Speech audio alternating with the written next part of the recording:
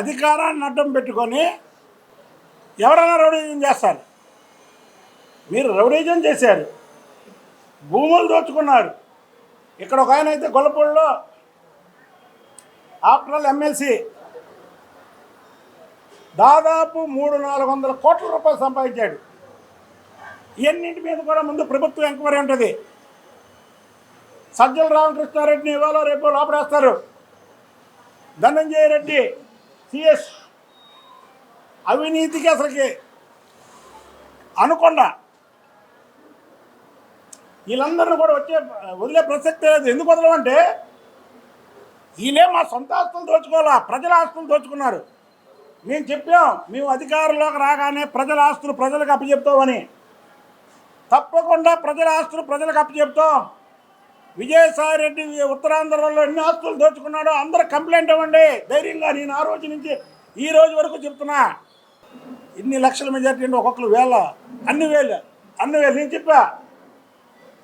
ఇది double hero cinema. ఎప్పుడైతే చంద్రబాబు నాయుడు గారు, పవన్ కళ్యాణ్ గారు ఒక వేదిక మీదకి వచ్చారో ఇది ఒక డబుల్ హీరో సినిమా అయిపోయింది. ఎవరు కూడా తెలుగుదేశం పార్టీ శ్రేణులు కానీ జనసేన ఆ శ్రేణులు కానీ ఇది మేము గెలిచాం లేదా మాకింత మెజార్టీ వచ్చిందని ఎవరు మాట్లాడకండి. మీకు వేసిన ప్రతి ఒక్క ఓటు కూడా చంద్రబాబు నాయుడు గారు, పవన్ కళ్యాణ్ గారిని చూసే వేశారు. అది మనం దగ్గర పెట్టుకొని పని చేయాల్సినటువంటి బాధ్యత ఇవాళ గెలిచిన ప్రతి ఒక్కరి మీద ఉంది. జగన్మోహన్ రెడ్డికి వ్యతిరేకం ఇద్దరు హీరోలు, అవతల ఒక విలన్కి ఇద్దరు హీరోలకి మధ్య జరిగిన ఫైటింగే మే 13 జరిగినటువంటి పోలింగ్.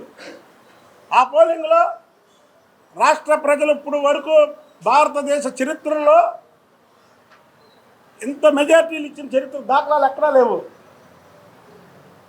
అది ఇక్కడ ఈ ఇద్దరు హీరోల ఇది. చంద్రబాబు నాయుడు గారు ఇంకోటి చెప్పాలి. మనం సినిమాలు చూస్తాం. బాహుబలి వచ్చింది ఫస్ట్, తర్వాత బాహుబలి 2 వచ్చింది. కానీ 2024 జూన్ 4 మళ్ళీ తెలుగుదేశం పార్టీ 2 మీకు ఏదైతే 41 సంవత్సరాలు 1, ఎందుకంటే తెలుగుదేశం పని అయిపోయింది అన్నారు. మళ్ళీ తెలుగుదేశం పార్టీ పార్ట్ 2 ఇది. ఇంకో 40 సంవత్సరాల వరకు తెలుగుదేశం పార్టీకి తిరగలేదు.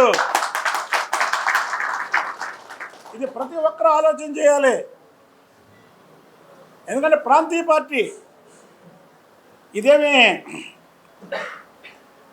జాతీయ పార్టీ కాదు. ప్రాంతీయ పార్టీలో ఎన్నో ఒడిదుడుకులు పడ్డటువంటి చంద్రబాబు గారు మళ్ళీ పార్టీని రక్షించి మళ్ళీ టీడీపీ 2. ఇందులో చంద్రబాబు గారికి ఎంత పాత్ర ఉందో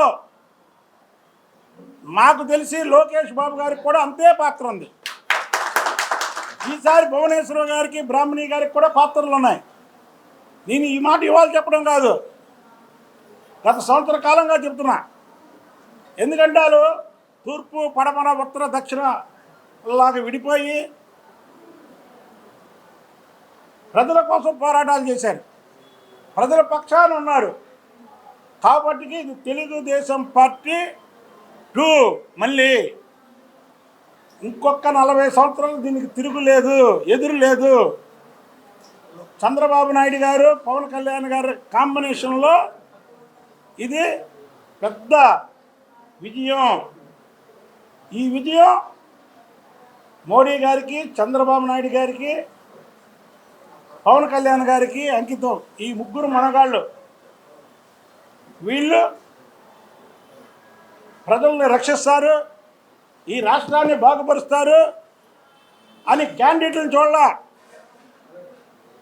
నేను చంద్రబాబు గారికి ప్రభుత్వం పోయిన 6 నెలల్లో చెప్పా హైదరాబాద్లో, సార్ మీరు మళ్ళీ 2024లో ఇచ్చాపురం నుంచి చిత్తూరు వరకు మీరు ఎవరికి బీఫార్మ్ ఇస్తే వాళ్ళు అసెంబ్లీలో ఉంటారండి, మీరు ఎంపీ టికెట్లు ఎవరికి బీఫార్మ్ ఇస్తే వాళ్ళు పార్లమెంట్లో ఉంటారండి అని చెప్పాను. అలాగే జరిగింది.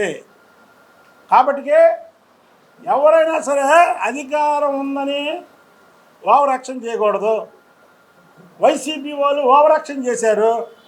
ఆ ఓవర్ యాక్షన్ చేసిన వాళ్ళు మా కృష్ణా జిల్లాలో, అందులో తెలుగుదేశం పార్టీలో పుట్టి తెలుగుదేశం భిక్షతో ఎమ్మెల్యేలు అయ్యి తెలుగుదేశం భిక్షతో డబ్బులు సంపాదించుకొని తెలుగుదేశం మీద, చంద్రబాబు గారి మీద, చంద్రబాబు నాయుడు గారి కుటుంబం మీద అవాకులు చవాకులు పేలిన ఏ వ్యక్తిని కూడా వదిలే ప్రసక్తే లేదని తెలియజేస్తున్నా. ఓకే తమ్ముడు.